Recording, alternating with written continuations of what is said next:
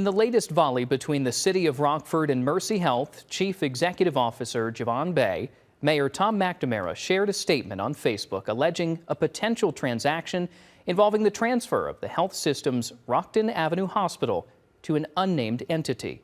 The mayor claims this unconfirmed transaction would not be in the best interest of the community and urged residents to contact Mercyhealth's board members to express their concerns. WIFR reached out to Mercyhealth leadership for comment.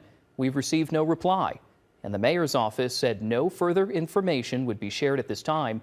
McNamara recently blasted Mercyhealth after the health system announced it would put the Rockton Avenue Hospital up for sale. While McNamara says he supports the hospital's redevelopment, he believes it must be done responsibly.